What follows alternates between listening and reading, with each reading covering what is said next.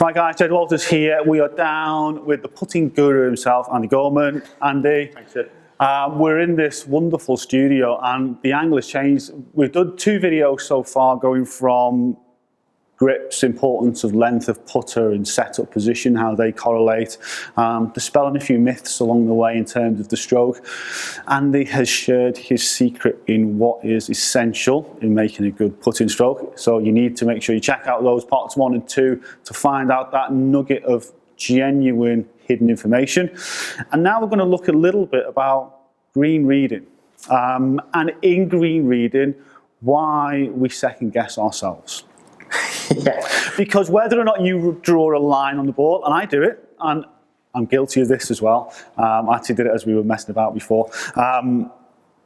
You draw your line on the ball, you get down behind the line, you put your ball back down, you move your marker, you take your setup position, and your brain tells you, that doesn't look right. I've not allowed myself enough break. Now, some people would then pre-mark and move it. Some 95% would probably just do what I did and adjust your feet and think, no, I'm going to aim a little bit more to the right and still not allow enough break. So the key is just not allowing enough break for the slope. Why is the big question that we would ask. What is it that we see when we're down, low down, or behind the other side of the hole that we don't then see when we address it? The simple fact is that our eyes will play tricks on us. And what we see versus what we feel and identifying what the feelings actually are, that's the key. Our biggest challenge is that we don't understand our feelings as much as what we can see or what we perceive the golf ball is going to do when it is moving across the green. So the first thing we'll look at is generally for the line. So we'll look and see whether there's a bit of slope moving the ball from one side to the other. Now, most of you are going to be playing generally one golf course on a regular basis, and you might play half a dozen other golf courses a year. When you play those different golf courses, we need to be tapped into our feel, because on our regular weekend course, then we pretty much know what a golf ball is going to do. And although some putts will look as if it can't break that much, once you've missed it by a foot, the first time you're not likely to do it again, I hope. That said, the feel is coming back to us when we position ourselves over the golf ball. And over 20 to 30 foot of putt, then we can expect a golf ball to not necessarily run in a straight line. Sort of 1 or 2% of slope is going to show up fairly regularly, depending on the type of golf course you're playing at. Maybe 3 or 4% of slope, and that can equate to 18 inches, 2 feet, 3 feet of break on a putt, depending on the sort of numbers that we might be looking at. So it's essential that we can choose an aim point of sorts to start the golf ball on, and make sure that that aim point is where we want the golf ball to start, and let gravity do the rest of it whilst the ball is rolling across the green. The challenge is picking the wrong start line, that wrong point of direction. But if that's the one we've chosen and we've lined it up, it's at this point now we realise, or should be realising, that something is wrong with our aim, not our feelings or perceptions. It's nothing to do with how our eyes are seeing it. It's the fact that we chose the wrong line. And I would say that's pretty much 95% of the time why we get this sort of quirky feeling or quirky impression when we stand over the golf ball. And then it probably and you'll know this one, it probably looks a little bit like this. So we've aimed the ball a little bit to the right of the target. And the subconscious then just takes you a bit more that way. That's it. So the first thing we're going to notice is that if we hit the ball along this line, it'll be difficult for us to get a rolling line on the ball. And wobble along because we've set the line in a different place. Exactly. So in effect what we're doing is hooking that rolling line. The difficulty is recognising what's actually happening, and that it's a very real feeling, and it's almost as if it's our non-conscious eyes that are aware of this feeling, and that's telling us they're actually aiming in the wrong place. And the silly thing is, Jed tried this a little while ago. Just take your setup position that you feel is now genuinely square to the slope, not to the ball. And so you could literally just stand there and make that adjustment to the golf ball and hit it, get a rolling line, and the ball will be closer to the hole than where you would have been before. So we're going to test his putting stroke in a second. All right. Now the golf ball's starting to come down the slope, and you can see it was on line. Yeah. It's still on its perpendicular axis, so we've got a good rolling line on the ball. We've started it, it's turning into the hole, and with maybe 2 feet more of rollout on it, that ball would have been heading very close to the right edge. Getting used to turning it a little bit more. Controlling the tempo of that turn now is probably the biggest challenge I'm going to face. It will, but you'll pick it get that through. because you're tapping into your natural tendencies anyway when you do that. But the crazy thing is that what we've got on a rolling line is the knowledge that we've connected with the face square to that line, so that we know, even though we left it short on this makeable putt, which has now turned from very rarely make it to makeable on a hopefully a more regular basis, we can walk away even missing the putt knowing that we've executed the stroke well. So using a line on the ball is feedback. If I miss a putt which I feel I should have holed, the disappointment of missing it now is outweighed by the fact that I can look at that putt rolling end over end and know that I've picked the wrong line or the wrong pace, but not the wrong stroke. I've delivered the stroke correctly. Everything in my power over the ball has been achieved. So missing putts isn't an option. Right? We're trying to hold. Obviously, I hope everybody's trying to hold every putt, and essentially then I can see the ball roll end over end even if I miss it. What you'll generally see then is a more confident player. As a coach, I see a more confident player knowing that they can roll the ball end over end. And that's really the key, guys, that using the line on the ball and you feeling that you can't see it aiming correctly is feedback from your brain that you are aiming incorrectly. And so the line on the ball is telling you what you need to know, but you didn't know that there was a question that needed an answer. So generally it's, oh no, I can't use a line on the ball because it looks like my eyes are skewed to the line or whatever. No, you are genuinely aiming in the wrong direction, and your brain's telling you. It's step away, remark, realign, and step back in. Now, a lot of people might say, oh, that's going to delay play and stuff like that. It'll probably take you, from what you now know, it'll take you 20 seconds, literally, to mark your ball down, tweak it the 12, 18 inches, take your marker away, and then go through your routine. It might add 20 seconds to your stroke, which probably only takes 40 seconds anyway, your whole routine. For anyone who's got a routine, if you timed it, you probably won't find it's as slow as you really think. Yeah, but 2 more putts missed from here also adds time, so we need to equate that. And you will get quicker at it because you'll become more sensitive to it already. Once you become aware of it, it's becoming aware of that sensitivity that your feet are telling you, your brain is connected, your body is adjusting to the slope, and it's being aware of that. Once I got players at every level, doesn't matter whether total beginners or tour players, at every level of the game, I see massive improvements so quickly once players are aware of that.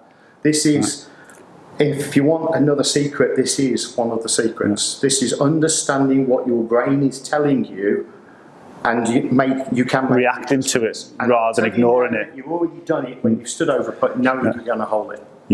We've all stood over a putt, unless you've never held a putter before and faced a putt on the green. You've all stood over a putt at some point and gone, I'm going to hold this.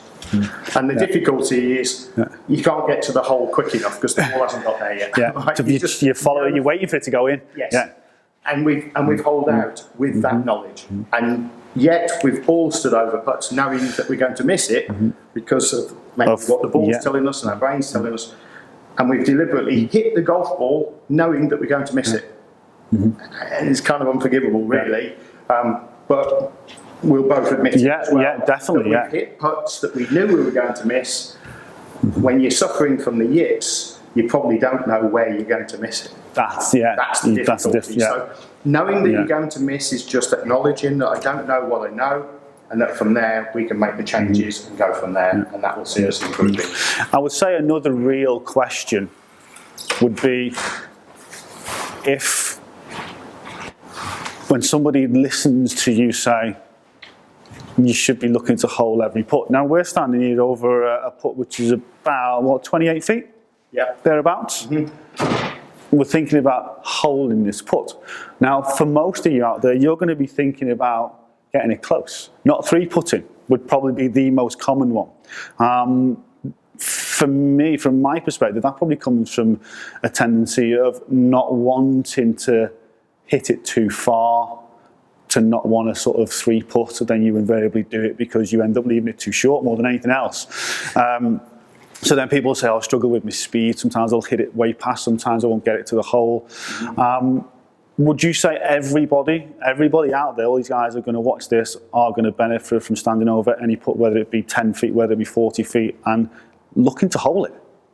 Yes, you are going to benefit. Yeah, there we are. The idea of the game, I said this at the very beginning when we just caught up after a nice little warm drink. I met Harold Swash about 15 years ago, and Harold, I'd met him a couple of times briefly, but in our first real conversation said to me, how many putts around do you average? And I said around 28 to 30 putts around.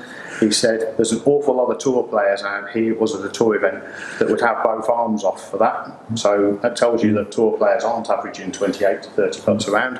How many are you trying to hole? And I'd never heard that before, and I kind of stalled. I had a thought, and he said, obviously not all of them, because you had to think about it. At that point, my pride had been dented just a little bit, and then he said, and don't talk to me about dustbin lids. It's the last time you saw a dustbin lid on a golf course. Which is very true, because you never see them. Actually, I didn't have an answer for that, because I lived in the Caribbean for 5 years, so the last time a hurricane came through, that's the answer. My pride had been dented, so I walked away thinking, this is a little bit peculiar. But actually, the idea of the game is to hold as many putts as you possibly can, as well as many shots as possibly can, because it's the lowest score that wins. So that's what we're trying to do. Yes, you should be trying to hold your putts. Come on, guys, let's think about it. Let's try and hold the putts. Okay. Right, so I've probably aimed this ball now, Andy, about a foot further right than what I did originally when we had a little mess about doing it, when looking at the length and the angle. Now, instinctively when I did it, it was set up a little bit, the line on the ball was a little bit closer to the central point, so I adjusted. I still got it wrong. Still didn't adjust by enough. So I did the old one of that, and then I'd move along so the line wobbled a little bit. So I'm going to be aiming a little bit more towards the sort of maybe 2 feet to the right here. So this is a 2% slope. That's right. So about 28 feet, and I'm aiming 2 feet right. Yeah. Sounds a ridiculous amount, but yeah. Good roll. It'll start to turn in just a little bit higher pace, but you can see it's starting to turn in. Now remember that this is a rough guide to what we're trying to achieve. It's a rough guide as in around about 6 inches or so will give us, depending on the pace, will give us that aperture for the ball going into the hole. So if we've got pace that's going to vary, we want the ball past the hole. That would not have got to the hole. So it didn't matter. Did it roll well? It rolled reasonably well, so we can tick the box and say, yes, we did that. We put a little bit too much brake on it, right? So we need to take a little bit off that. It's missing around about 10 inches, about a grip length away from the hole, but it doesn't need a 10-inch adjustment now. Right? That's the difference. So just a little bit inside, probably around where the tee peg is up above. That's it. So a little bit tighter into the hole than we had before. But remember, guys, that we were close, we're 2 feet, all right? We're about 20 inches now. Right. So that's a ridiculous amount compared to, you would have probably seen it just off the right side of the hole. Okay? Just hold it right in the middle. All right. So basically what we've done, we're able to make a closer assessment so that we've got a better opportunity of holding the putts. The ridiculous thing is that when I see guys aiming right edge, and I know that it's a 2% slope, right, a right edge putt, and the ball finishes 2 feet left of the hole, we've missed it by 30 inches, all right, virtually. So get an aim higher up the slope, find out where it is, get a feeling, and if you are trying with the line on the ball and it feels like it's aiming left when you stand up there, aim further to the right, and with practice you'll be able to feel how much slope, to the point whereas if you didn't have a line on the ball and you just put the ball down generically, playing on the top of the ball, just stood over it, you'd be closer to finding the right start point, start aim, so because you could feel your way around the Feel slope. more with your feet. Yeah. So it is becoming sensitive to those sloping characteristics of the green. Now, we've also got to say is, look, let's assume that all putts are sloping in one direction constantly, and we can practice this when we're doing it. You'll generally find up to about 15 feet. You may be able to find that, or most greens will be fairly constant around 10 feet at the hole, so 3 steps. Try there first, and if you can then go back a little bit further, then great.